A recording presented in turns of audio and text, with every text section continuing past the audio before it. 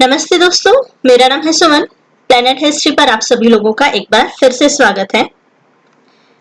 आज का हमारा टॉपिक है मौर्यन एम्पायर पार्ट 3। पार्ट 1 और पार्ट 2 में हमने देखा था मौर्यन किंग्स और मौर्यन आर्ट के बारे में। आज हम पार्ट 3 में देखते हैं मौर्यन एडमिनिस्ट्रेशन के बारे में।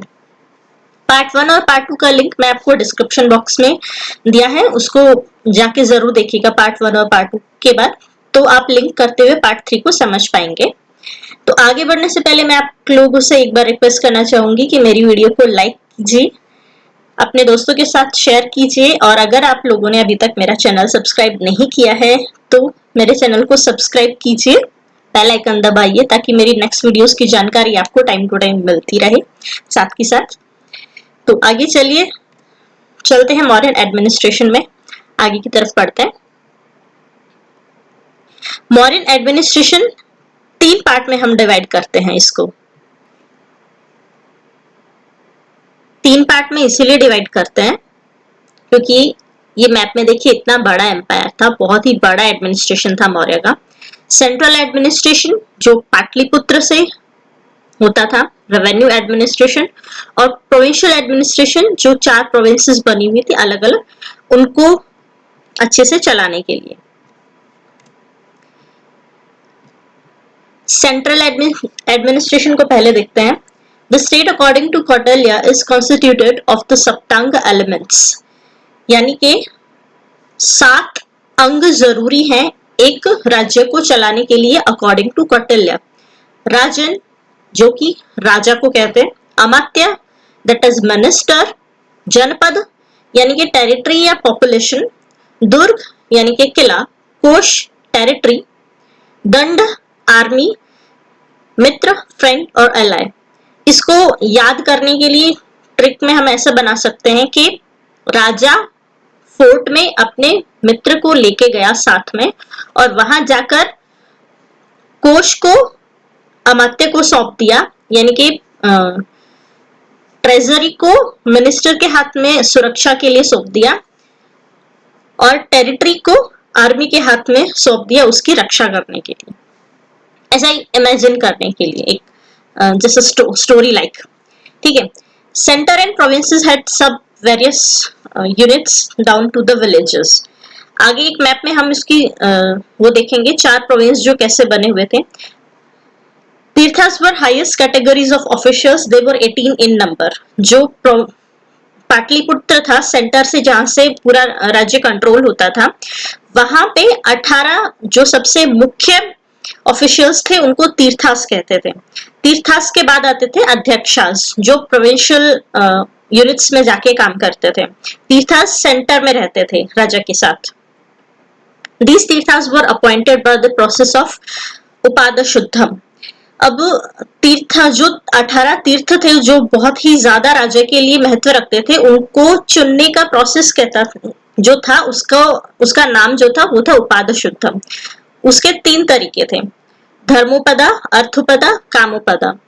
जैसे कि अभी हम ऑफिशियल्स के लिए पहले हमारे अभी की जो गवर्नमेंट है उसमें हम आईएएस या आईपीएस वगैरह को कैसे चुनते हैं, पहले उनका रिटन एग्जाम होता है, उसके बाद उनका इंटरव्यू होता है वगैरह वगैरह प्रोसेस जैसे चलता है।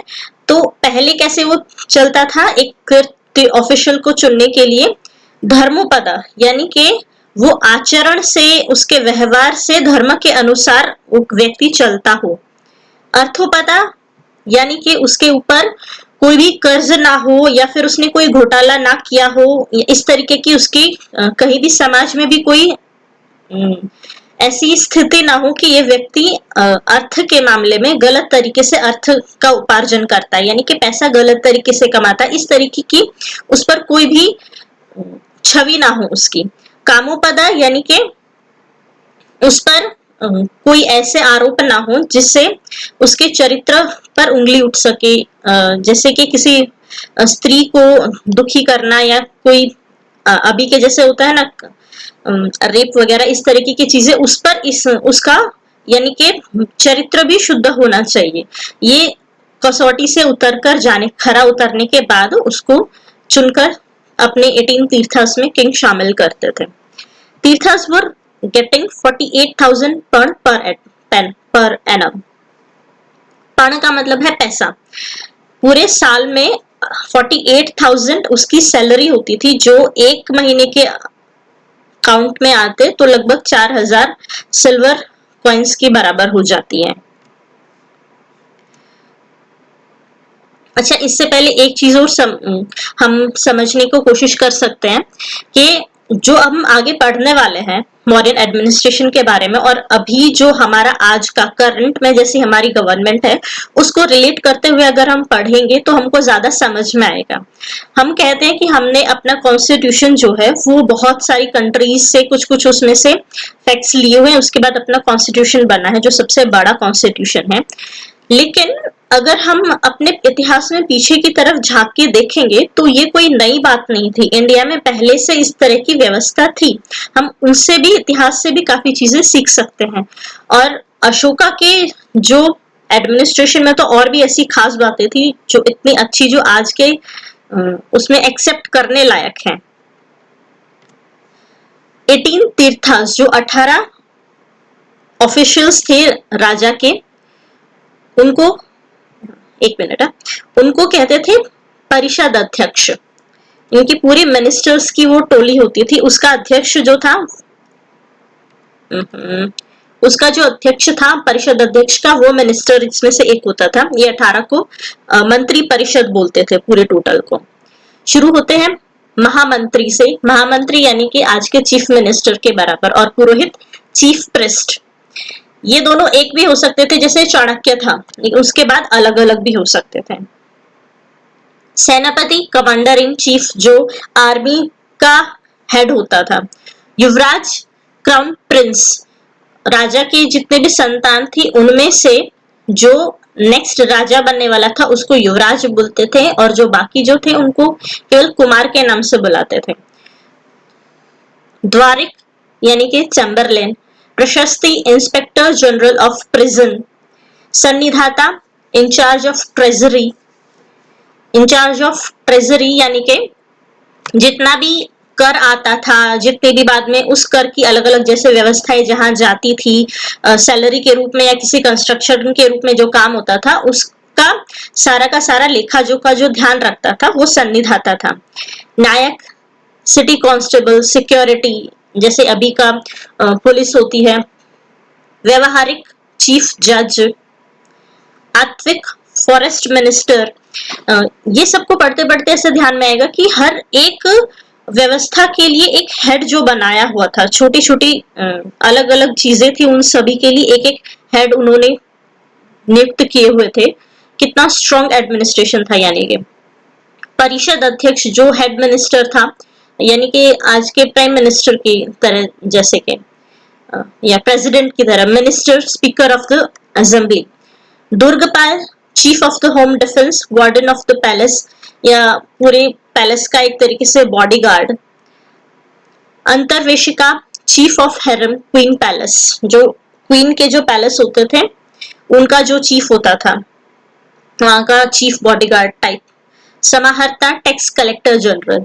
सन्निधाता और समाहर्ता में ये डिफरेंस है। सन्निधाता जो टैक्स कलेक्ट हो जाता था उसको ध्यान रखता था, उस टैक्स का कहाँ कहाँ यूज होता था उसको ध्यान रखता था। समाहर्ता जो सारा का सारा कहाँ से टैक्स आ रहा है पूरे के पूरे एम्पायर से, वो समाहर्ता दिखता था, हेड जो था। प्रदेशत्री, डिविजनल कमिश्नर था, जो 4 डिविजन्स थी प्रोविंशियल्स की। पौरा, गवर्नर ऑफ द कैपिटल और सिटी पुलिस। कर्मंतिका, chief of the industries. Industries भी अलग, जितने भी पूरे एम्पायर में इंडस्ट्रीज बनी हुई हैं उनका लेखा जोखा जो ध्यान रखता था कर्मंतिका। दंडपाल, पुलिस चीफ। अंतपाल, chief of the frontier defence, यानी कि जो बाउंड्रीज थी वहां के जो हेड थे। अंदर का जो रक्षक होते थे सेनापति अलग थे, और जो बाउंड्रीज पर जो सैनिक होते थे उनको गाइड करने के लिए जो हेड होता था वो अंतपाल। अब 18 अध्यक्षा के बाद, 18 तीर्थास के बाद जो थे वो अध्यक्ष थे। अगर आपकी हिंदी अच्छी है तो इन शब्दों, काफी शब्द जो है हमको सुने हो सकते हैं, हमने उनसे हम अंदाजा लगा सकते हैं। इसमें क्वेश्चंस ज्यादा टेंशन मत लेना, ऐसा ज्यादातर जैसे आते हैं क्वेश्चन कि 4 नाम इधर हो जाते हैं इनमें से अध्यक्षा के, और उनको मैच करने के लिए होता है। तो कुछ कुछ एक दो वर्ड भी हम मैच कर लेते हैं, तो बाकी सारे हम गेस कर लेते हैं। फिर अकराध्यक्ष अकरा, सुपरिंटेंडेंट ऑफ माइंस। अक्षपताल अकाउंटेंट जनरल। अश्वाध्यक्ष, अश्व यानी के घोड़े, जो आर्मी थी मौर्यस की, उसमें से जो जो घोड़े चलाते थे, घुड़सवार जो सैनिक होते थे, उनको जो गाइड करने वाला है वो अश्वाध्यक्ष। गणिक अध्यक्ष, prostitutes and dancers. Mauryan empire में प्रोस्टिट्यूशन लीगलाइज्ड था, इसलिए उसको भी वहां से रेवेन्यू आता था, ईयरली 12,000 रेवेन्यू। तो उसको भी मैनेज करने के लिए, उस पर ध्यान देने के लिए जो हेड था वो गणिक अध्यक्ष। हस्त अध्यक्ष, हस्त यानी के हाथी, संस्कृत में हाथी को हस्ती कहते हैं। हस्त अध्यक्ष एलिफेंट्स, आर्मी में जो एलिफेंट्स होते थे उनका जो हेड था, यानी कि ये सेनापति के नीचे के जो हेड आ जाते हैं वो सब है। कूपाध्यक्ष, कूप यानी कि कुआं होता है संस्कृत में, तो कूपाध्यक्ष मिनरल्स एंड फॉरेस्ट प्रोड्यूसर, इससे ऐसा लगा सकते हैं मिनरल्स वगैरह खोद करके, खुदाई करके ये सब चीजें नीचे से मिलती है, जमीन के नीचे से, और फॉरेस्ट में से भी मिलती हैं, तो वो कूपाध्यक्ष यानी मिनरल्स एंड फॉरेस्ट प्रोड्यूसर। लक्षणाध्यक्ष कॉइन मिंटिंग। अयुद्धाध्यक्ष, आयुध यानी युद्ध से शब्द बनता है, वेपन मैन्युफैक्चरिंग एंड डिफेंस। शब्द को लिंक करते करते इनका काफी मीनिंग आ सकते हैं। लोहाध्यक्ष, लोह यानी कि आयरन। पोतवाध्यक्ष, पोतवा या फिर कई जगह ये वर्ड पतवार अध्यक्ष भी मिल सकता है। पोतवा और पतवार, जो पटवारी जो काम करता है वेट्स एंड मेजरमेंट, वो था पोतवाध्यक्ष। लवण अध्यक्ष, लवण सॉल्ट को कहते हैं, सॉल्ट की मोनोपोली थी सेंटर से, एम्पायर राजा के आदमी की, तो उसको जो दिखता था वो लवण अध्यक्ष था।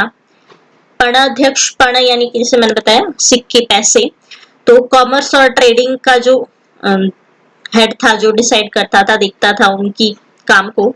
नौकाध्यक्ष इंचार्ज ऑफ स्टेट बोट्स, और जो नवा अध्यक्ष था वो नेवी के लिए था, जो राज्य के अंदर जो नदियों में जो बोट वगैरह चलती हैं ट्रांसपोर्ट, उसका जो हेड था वो नौकाध्यक्ष, और जो बाहर समुद्र से जो जाते हैं बाकी वहां पर जो शिप थे वो नवाध्यक्ष था। नवाध्यक्ष शिप बिल्डिंग में भी मौर्यन एम्पायर की मोनोपोली थी, यानी कि सिर्फ कोर्ट के ऑर्डर्स ही वहां पर चलते थे, वही कोई इंडिविजुअल उनको बनाता नहीं था। मुद्राध्यक्ष, पासपोर्ट इंचार्ज। मुद्रा यानी कि जो हम स्टैंप लगाते हैं उसको बोलते हैं मुद्रा। तो पासपोर्ट इंचार्ज, पासपोर्ट एक तरीके के थे कि जो लोग आते थे एम्पायर में और जो बाहर जाते थे उनको पासपोर्ट टाइप का एक उनके पास पेपर एक होता था, जिस पर उनका नाम और वो कहाँ से है, उनकी पूरी पहचान, जैसे आज के आधार कार्ड के जैसे होता था। तो देख रहे हैं ना आप कितना एडवांस था एडमिनिस्ट्रेशन उस टाइम पे भी, जो हम आज देख रहे हैं। माणा अध्यक्ष, time and place, weather department, जो अभी भी हम वेदर डिपार्टमेंट होता है, बताता है बारिश वगैरह मौसम के बारे में। शुल्क अध्यक्ष, शुल्क यानी कि फाइन वगैरह, तो कस्टम्स एंड टोल्स जो होते थे उन पर ध्यान रखना कि कोई गलत काम तो नहीं कर रहा है, कोई टैक्स को चोरी नहीं कर रहा है, ऐसे काम कर रहा है वगैरह वगैरह सारे। सुराध्यक्ष, सुपरिटेंडेंट ऑफ एक्साइज, और सुरा मदिरा को भी कहते हैं, तो उसके लिए भी एक हेड था। इतनी छोटी छोटी चीजों के लिए भी हेड क्यों रखे हुए हैं, क्योंकि कहीं पर भी पूरी एम्पायर में कोई गलत काम तो नहीं हो रहा है, कितना ज्यादा ध्यान रखा जाता था इन चीजों का। सीताध्यक्ष, in charge of cultivation of crown lands. सीता यानी कि जो जमीन को बोया जाता है उसको कहते हैं सीता, और सीता से, माँ सीता से भी याद रख सकते हैं इसको कि जो वो धरती से ही पैदा हुई थी। तो सीताध्यक्ष in charge of the cultivation of crown lands. सूत्राध्यक्ष, सूत्र मतलब धागे, टेक्सटाइल। संस्थाध्यक्ष, मार्केट, मार्केट भी एक संस्था की तरह है।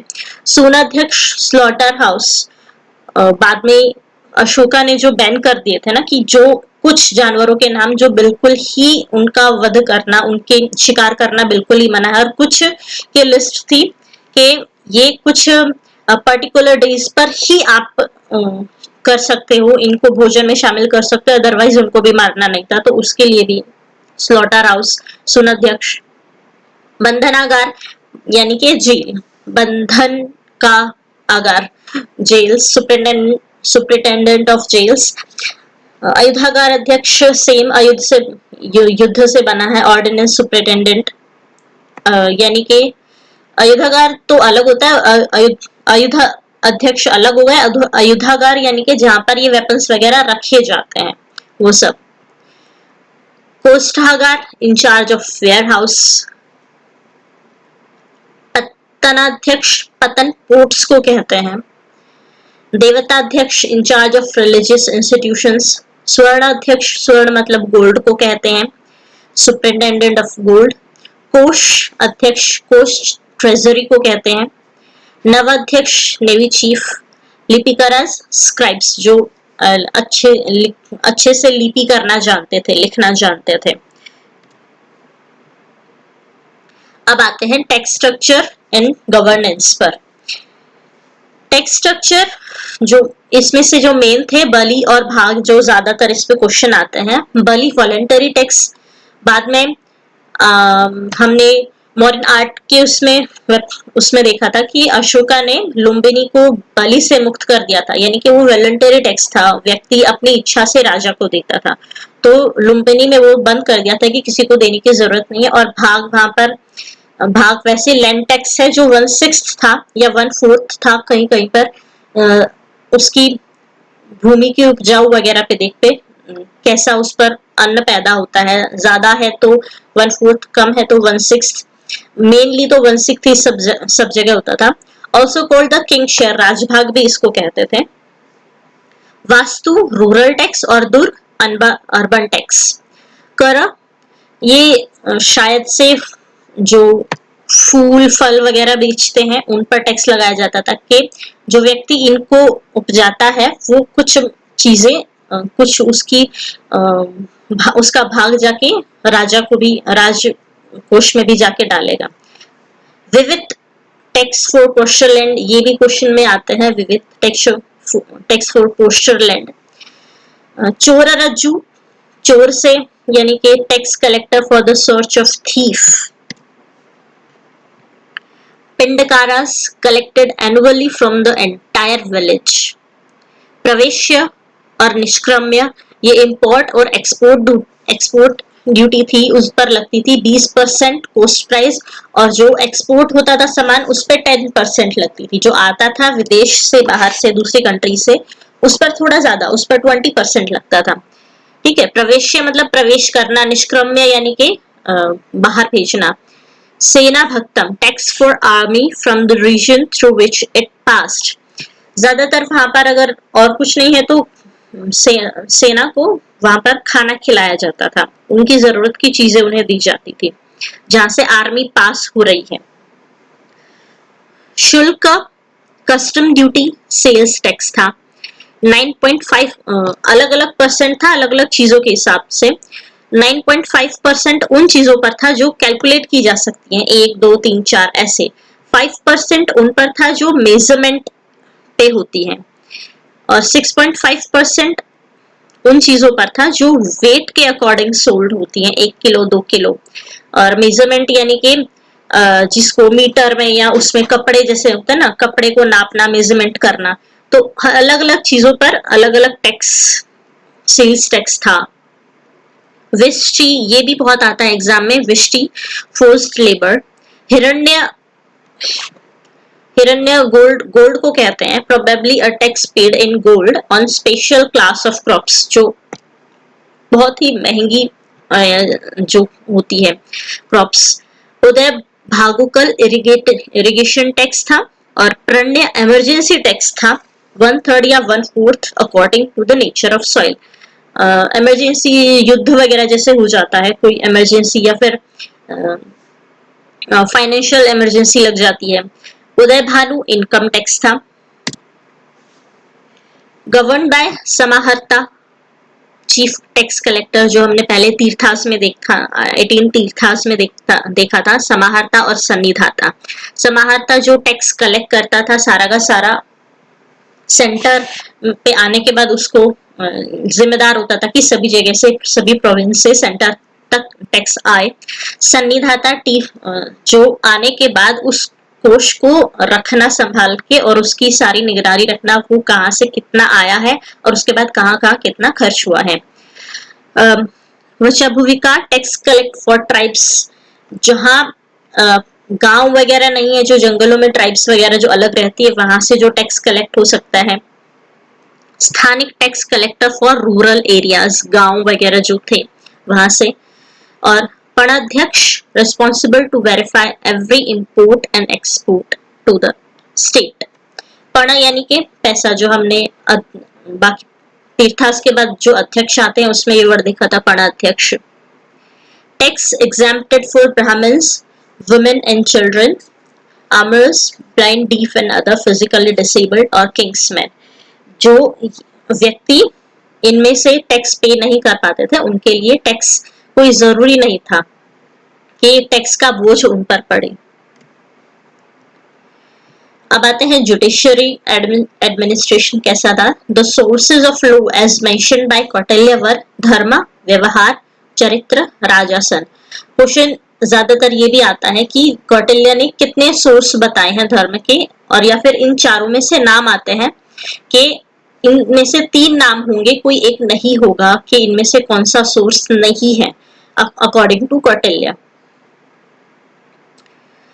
The chief justice called the dharmadhikari and he presided over the supreme court. जैसे दिल्ली होता है ना, सेंटर में होता है, वैसे पाटलिपुत्र में जो सेंटर में सुप्रीम कोर्ट था, उसका जो चीफ जज था वो धर्माधिकारी। There were 2 types of courts, बाकी जो प्रोविंसेस में, चारों प्रोविंस में अलग अलग कोर्ट हो जाती हैं, तो 2 तरीके की थी। एक सिविल कोर्ट थी जिसको धर्मस्थ्या कहते थे, जिसका हेड धर्मस्थ या व्यवहारिक कहलाता था। ये व्यवहारिक के क्वेश्चन काफी आ चुका है। दूसरी क्रिमिनल कोर्ट होती थी, दूसरी टाइप की, कंटकशोधन, जिसका हेड था प्रदेशिका। सिविल कोर्ट में ज्यादातर जो सामाजिक मुद्दों पर बहस, थोड़ी बहुत लड़ाई हो जाती है उन, या फिर इस तरीके की चीज हो जाती है, वो इसमें आता है सिविल कोर्ट में। और क्रिमिनल, जैसे हत्या किसी की कर दी या फिर किसी को नुकसान पहुंचा दिया फिजिकली, ऐसी जो जिसने बहुत बड़ा क्राइम कर दिया, वो कंटकशोधन क्रिमिनल कोर्ट में देखा जाता था। स्पेशल कोर्ट जज महामात्रा, जो ज्यादातर महामात्रा अशोका ने जो नियुक्त किए थे, जो व्यक्तियों की धर्म से रिलेटेड या सोशल कुछ चीजों से रिलेटेड प्रॉब्लम होती थी, उनको महामात्रा सुनते थे। स्पेशल डिस्ट्रिक्ट जज रजुकाज, प्रोविंस के बाद, प्रोविंस में जो के बाद नीचे आते हैं, उसके जो विलेज को बनाकर बनती है, आगे हम उसके देखते हैं। उसमें जो रजुकाज देखते थे, ग्रुप ऑफ विलेजेस, डिस्ट्रिक्ट के जो नीचे आता है, उसमें स्पेशल रजुकाज इन चीजों को सुनते थे, उनकी प्रॉब्लम्स को। जैसे हम अभी होता है ना कि हमको अगर छोटी मोटी चीजें हैं तो हम अपने जाकर पंचायत में सुन लेते हैं, जहां तक हमको कोर्ट तक जाने की जरूरत नहीं होती है। वैसे महामात्राज रजुकाज ये गांव में डिस्ट्रिक्ट लेवल पर ये लोग काम करते थे। Village courts looked after panchas, village में जो थे पंचायत, जैसे आज भी होती है वैसे वहां पंच होते थे। गांव सेल्फ डिपेंडेंट थे, ये मौर्यन एम्पायर की बहुत बड़ी खासियत है। King supervise the whole judicial system, जो महामात्रा रजुका, ये हो गई छोटी मोटी चीजें ये सुन लेते हैं। बाकी जो ये 2 टाइप की कोर्ट है और जो धर्माधिकारी है, ये जो फैसला लेते थे उस पर राजा अपनी मुहर लगाता था, यानी कि अपनी हामी भरता था। इन चीजों को खुद पर्सनली किंग देखता था कि ये व्यक्ति भी है वो सही तरीके से काम कर रहे हैं या नहीं। और जो पनिशमेंट्स थी वो डिसाइड करते, ये लोग डिसाइड करते थे, लेकिन जो डेथ सेंटेंस है वो केवल राजा के द्वारा दी जा सकती थी, जैसे अभी भी होता है, अभी के सिस्टम में भी जैसा है। जेल और जो लॉकअप है उनको क्या कहते थे? जेल को बंधनागार, जैसे हमने उसमें देखा था बंधनागार अध्यक्ष, और जो लॉकअप थे उन्हें चरक कहते थे। पनिशमेंट्स, अगर क्रिमिनल कोर्ट है उसमें पनिशमेंट्स, उसको अगर साबित हो गया है कि व्यक्ति निर्दोष नहीं है तो उसको जो सजा दी जाती थी वो काफी सीरियस भी होती थी। ज्यादातर amputation of limbs, death sentences ये कॉमन होते थे।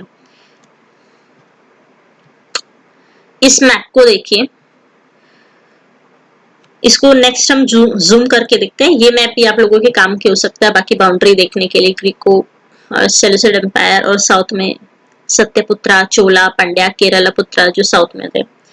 नेक्स्ट इसको थोड़ा जूम करके देखते हैं।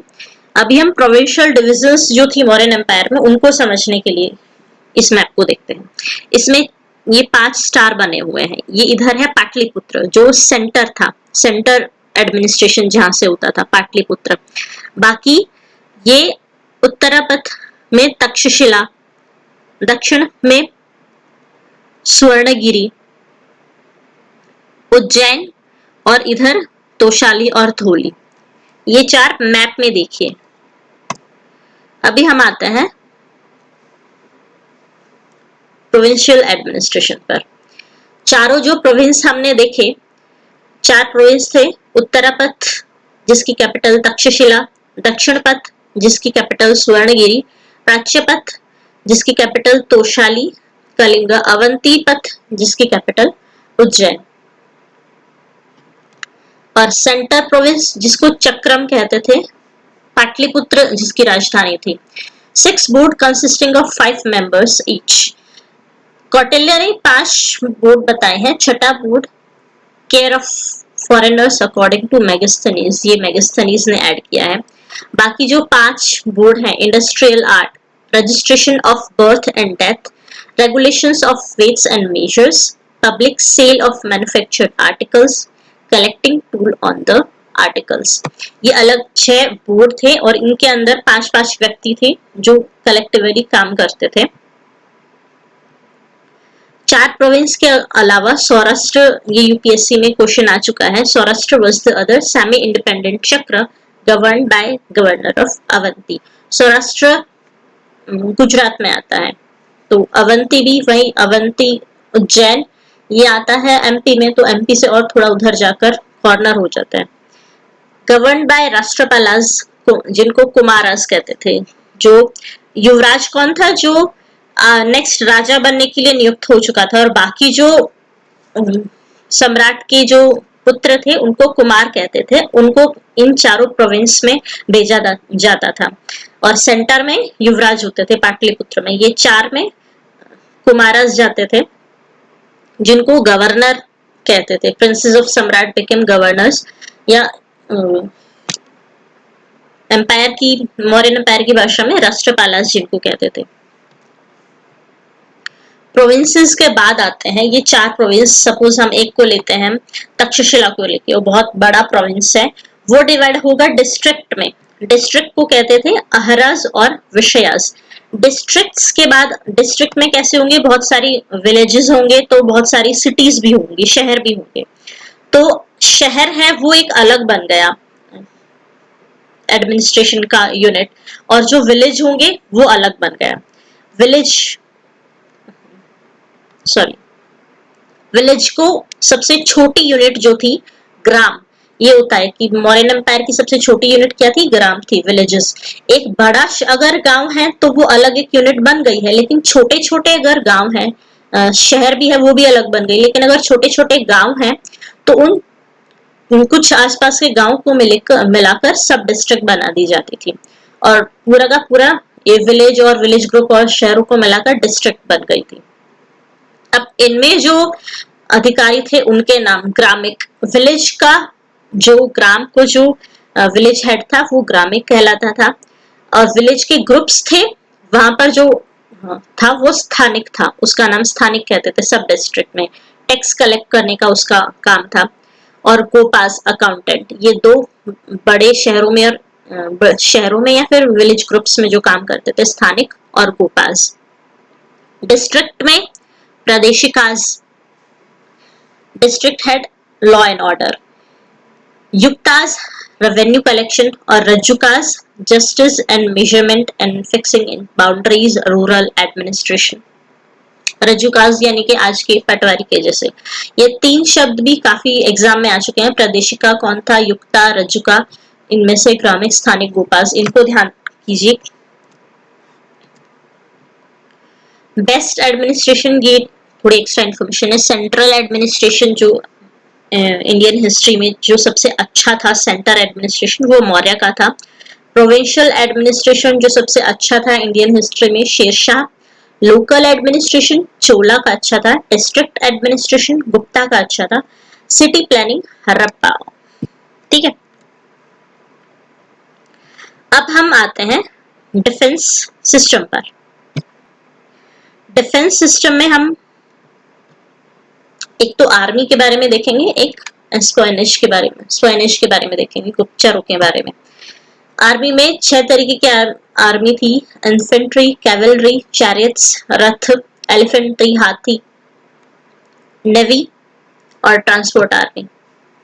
इन्फेंट्री यानी कि पैदल जो थे, कैवलरी घुड़सवार जो थे, चैरियट्स रथ, एलिफेंट्री हाथी, नेवी जो नौका बॉर्डर एरिया पे समुद्र जहां लगता है वहां की जो बॉर्डर की रक्षा करते थे।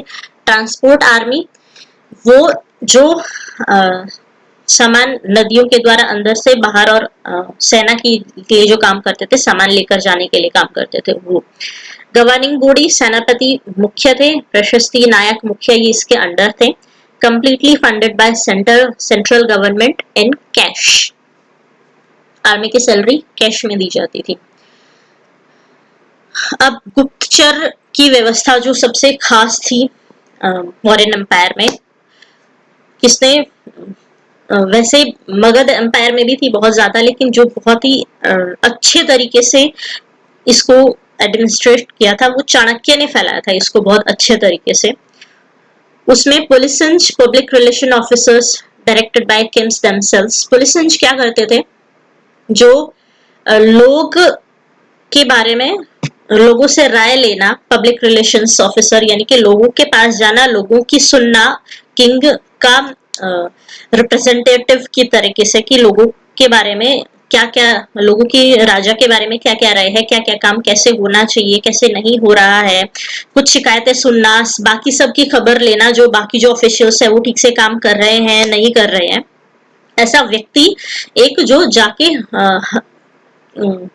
पूरे एम्पायर में व्यक्ति एक एक लोकल लोगों से बात करते थे इन चीजों के बारे में, ताकि जनता जो सोचती है वो राजा तक उनकी बात पहुंचे। और फिर दूसरा ये तो होता था कि राजा का आदमी है तो लोगों को पता है कि ये जाके ये सब राजा को बताने वाला है, तो वो सोच के बोलेंगे क्या बताना है क्या नहीं बोलना है, कैसे बात करते थे। लेकिन बाकी जो स्पाइस थे वो सुनते थे, लोग जो लोकल चल रहा है। 2 तरीके के होते थे, संस्था स्टेशनरी स्पाइस और ये संचार वंडरिंग स्पाइस।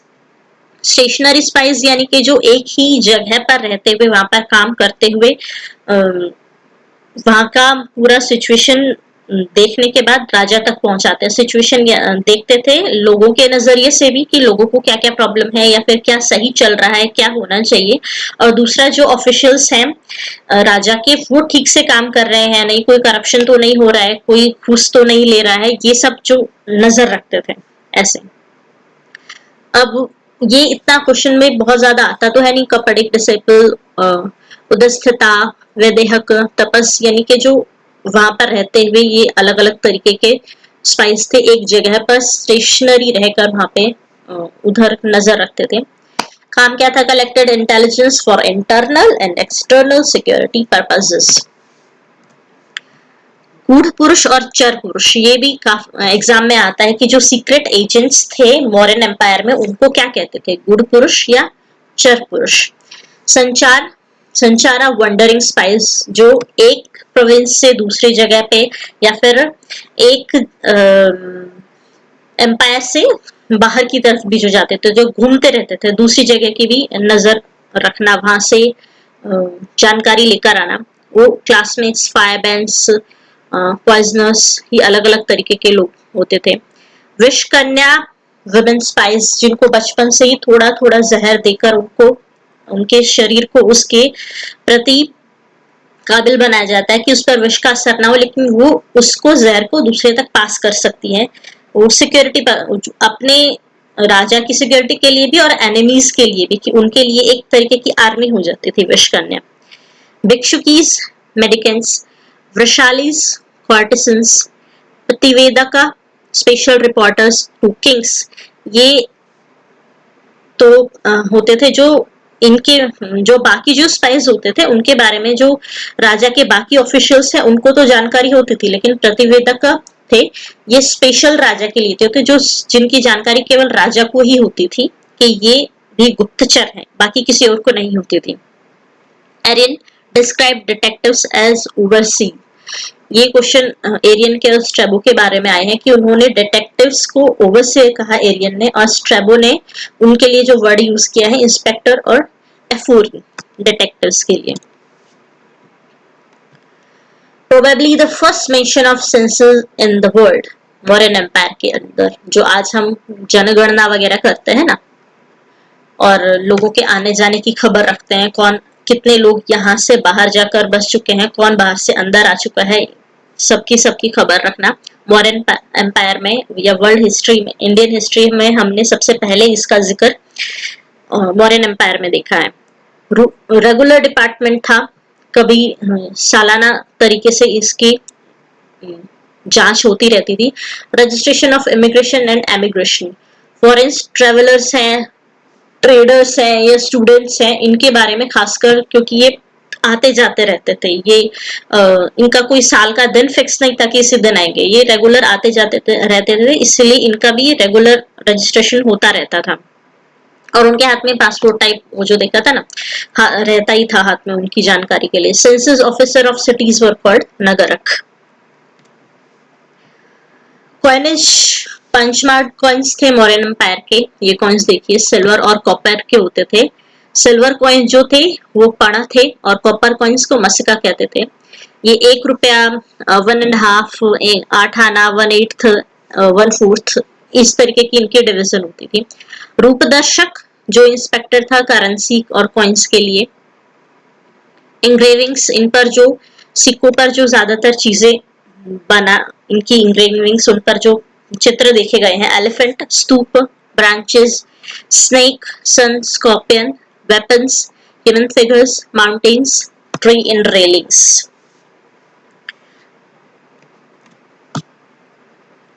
थोड़ा सा मॉडर्न सोसाइटी एडमिनिस्ट्रेशन से जो रिलेटेड उसको देखते हैं। Caste system based upon occupation rather than birth, ये अच्छी बात थी उसकी, उस मॉडर्न सोसाइटी की, कि कोई जन्म से ब्राह्मण क्षत्रिय नहीं है या उसकी कास्ट डिसाइड नहीं है, वो जो काम करता है उसके हिसाब से उसकी कास्ट डिसाइड थी। Polygamy, women enjoyed high status, ये वुमेन का जो स्टेटस मॉडर्न एम्पायर में चेंज हुआ था। स्लेवरी स्टेब्लिश इंस्टीट्यूशन, मेगास्थनीज कहते हैं कि मॉडर्न एम्पायर में स्लेवरी नहीं थी, लेकिन अकॉर्डिंग टू कौटिल्य स्लेवरी के लिए इंस्टीट्यूशन अलग से स्टेब्लिश था। हमने आई थिंक पार्ट 1 में इसके बारे में डिस्कस किया है। हॉस्पिटल्स एंड भेषजाज, डॉक्टर्स को भेषजाज कहते थे, appointed along with the team of midwives and nurses etcetera. Hospital भी अलग से बने हुए थे बड़े बड़े। According to Megasthenes 7 caste in India, ये भी क्वेश्चन है मेगास्थनीज के अकॉर्डिंग कितनी उन्होंने कास्ट बताई है इंडिया में। ये 7 कास्ट इंडिया की है। वो इंडिया को जो उन्होंने किस नजर से देखा हुआ, फिलोसोफर, पीजेंट्स यानी कि बेस्ड अपॉन ऑक्यूपेशन, अलग अलग तरीके के जो लोग थे। फिलोसोफर थे, पीसेंट्स थे, herdsman and shepherd's, artisans and traders, soldiers and warriors, magistrates and superintendents, counselors and assessors. Peace and security under strong and large empire, ये बहुत अच्छी बात थी मॉडर्न एम्पायर की कि इतना बड़ा एम्पायर था, उसके बाद भी एडमिनिस्ट्रेशन इतना अच्छा था, तभी तो उस राज्य में शांति और व्यवस्था अच्छी थी। Prostitution was legalized, 12,000 पण were received as revenue on an average, 12,000 पण पूरे सालाना टैक्स के तरीके से। Modern economy, chief source of revenue land tax, अलग अलग तरीके से टैक्स आता था लेकिन सबसे ज्यादा लैंड टैक्स चीफ सोर्स था रेवेन्यू का। Foreign trade by means of land and sea, regulated by passports kinds of documents, उस टाइम पे भी passport. Indigo, cotton and silk most traded commodities. Trade routes were called वनिकथा। Agriculture in some parts Ganasangha system with communal ownership of land. Ganasangha system sorry एक minute, गणसंघ system, Sita lands क्या थी, state on lands थी, यानी कि जो राज्य के द्वारा जिनके जो लैंड राज्य के हाथ में थी, और गणसंघ सिस्टम में यानी कि जो व्यक्तियों के हाथों में जो लैंड थी वो अपना अलग से खेती करते थे। कुछ ऑनरशिप लोगों के मिलाकर एक लैंड पर, जैसे विलेज लोगों ने मिलाकर, क्या बीच में आ रहा है, उस लैंड पर काम करते थे, उसके बाद कलेक्टिवली उसका रेवेन्यू देते थे और बाकी बचा हुआ अपने हिसाब से उसमें बांटते थे। और सीता लैंड जो स्टेट के हाथ में जो लैंड थी वहां पर काम करते थे। State directly controlled agriculture of the crown lands. Economy, public welfare, repairing dams and construction of a water reservoir. Rudradaman inscription में जो चंद्रगुप्त के टाइम पे पब्लिक वेलफेयर जो काम किए थे उनका मेंशन है, जिसमें से तड़ग सौराष्ट्र में एक रिजर्वर वाटर का के लिए बना गया था, उसका मेंशन है। सौराष्ट्र गुजरात में आता है। Reference to medicine, ordinary physicians, चिकित्सक और मिडवाइफ्स, गर्भव्याधि, इनका रेफरेंस भी इंस्क्रिप्शन, रुद्रदमन की इंस्क्रिप्शन में मिलता है। State controlled and organized the agriculture, industry, trade, animal husbandry, cattle breeding, commerce. सारा का सारा कंट्रोल स्टेट के हाथ में था, इसीलिए इसको हाईली सेंट्रलाइज्ड एडमिनिस्ट्रेशन कहते हैं। हर एक चीज पर सेंटर की नजर होती थी, चाहे वो राजा के हाथ में हो या फिर कोई व्यक्ति या किसी समूह के हाथ में हो, फिर भी उसको देखने के लिए सेंटर की जरूर रहती थी। Maintained shipbuilding as a state monopoly. Megasthenes used word agronomy for authority of construction of maintenance of road. जो रोड बनाते थे उनके लिए जो अथॉरिटी थी, जो लोग बनाते थे उनके लिए मेगास्थनीज ने वर्ड एग्रोनोमी यूज किया है। यहाँ पर हमारा ये स्लाइड काफी बड़ा हो गया था, कुछ चीजों को मैंने थोड़ा एक्सप्लेन कम किया था। कुछ क्वेरीज हो तो आप मुझे नीचे कमेंट बॉक्स में लिख दीजिएगा, मैं आपको उसके बारे में कोशिश करूंगी जवाब देने की कमेंट बॉक्स में। तो यहाँ पर हमारी मौर्यन एम्पायर की फर्स्ट, सेकंड और थर्ड तीनों पार्ट खत्म होते हैं। इसके बाद आपको अगर कोई नए टॉपिक पर चाहिए है, इसके अलावा नोट्स, पीपीटी नोट्स, तो आप मुझे कमेंट बॉक्स में लिख सकते हैं। आज के लिए बस इतना ही। मेरी वीडियो को लाइक कीजिए, शेयर कीजिए और सब्सक्राइब जरूर कीजिए जाने से पहले, और बेल आइकन जरूर दबाइएगा।